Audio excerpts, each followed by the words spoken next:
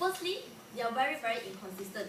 They came out and say that, okay, their mechanism is to have an ethical board, to check whether the patient has a personal history or to check whether the cause is not suitable. Well, we think that the first thing that the government came up is very inconsistent because killing a person is not ethical at all, and still they want to have an ethical board assisting this kind of policy, which we don't think that is a right case, right? Second of all, right, even if there is an ethical board, we still think that it is unfair because you're allowing a third person to determine the life of a patient, Mr.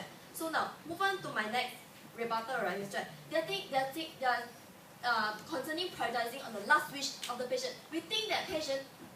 Chair, we think that the last wish the last wish is provided by the government themselves. We think that patients, naturally, human would not want to die, Mr. That is the innate characteristic of the human. The choice of killing themselves, the last wish, is actually provided by the government themselves. So we think that they are the one who is promoting this thing to the patient, and we think it is very, very unfair. And besides that, right, they do not set the case setting in any place, and we do not know which country is it to set place, and still they want to rebut in terms of cost, Mr.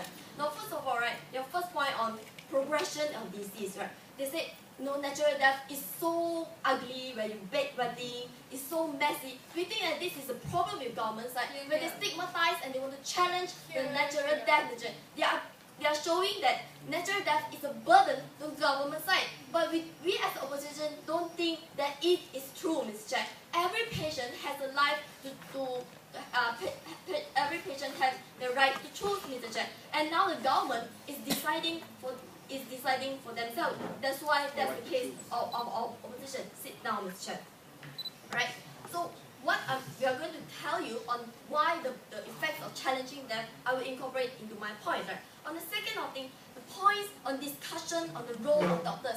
Generally, Mr. Chair, we don't think we really get what the government wants to do, because we think that the discussion, this thing, it will exist in whatever paradigm, Mr. Chair. Even the case in the society now, without this policy, there is still a discussion between the doctors, between the family members, between the patient. The moment the patient is diagnosed with terminal illness, that's the point where discussion started, where doctor will discuss, you're going to die in a few months, where family members will be informed, Mr. So that's why we don't think this kind of policy is so urgent to be conducted, Mr.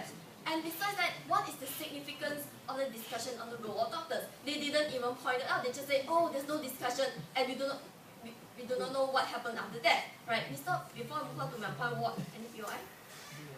Okay, no, thank you. Now, firstly, Mr. Chair, our first point is ethical issue. This really crash on your main point, Mr. Chair. They say that they want to uphold ethics, the patient's right, but we think that ethical.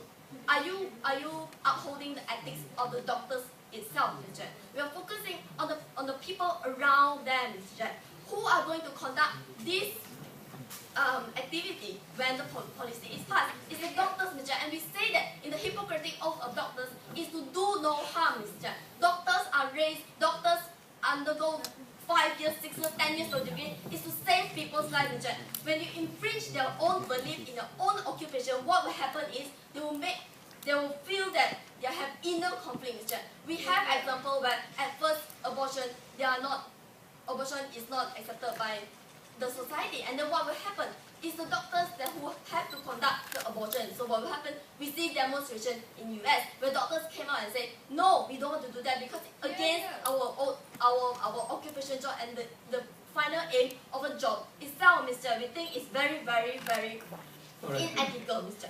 Now, besides that, what will happen to these doctors, right?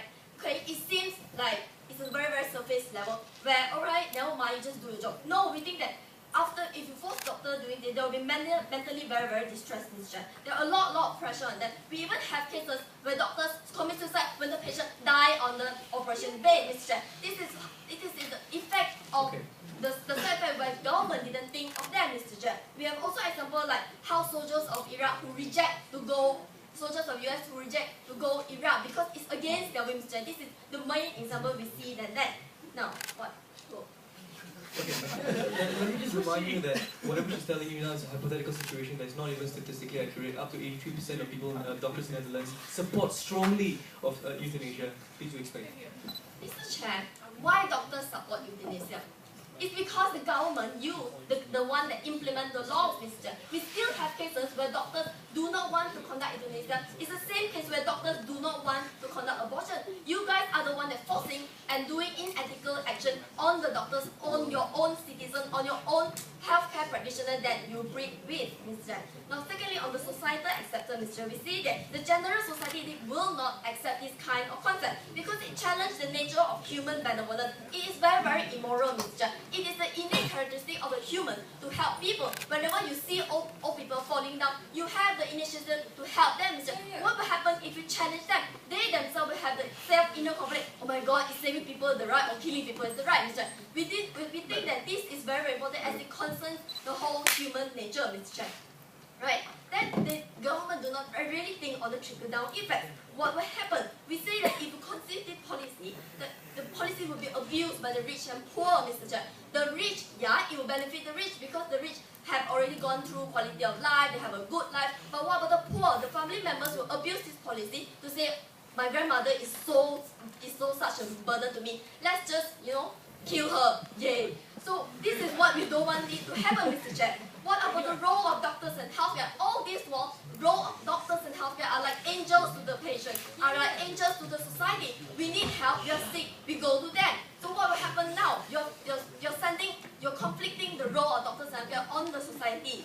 And yeah, this is what will happen, which is clashing on their points on healthcare. Healthcare institution is based on trust, Mr. This is where patient and doctor relationship don't go well. This is where patient will feel hopeless and have nowhere to go. Is this what you want in your own country where people will just think of die anyway? This is my last wish, which is brought by government. We don't have cure anyway, let's just die together. So that is the case the government proposed. And with that, we are proud to oppose. Yeah.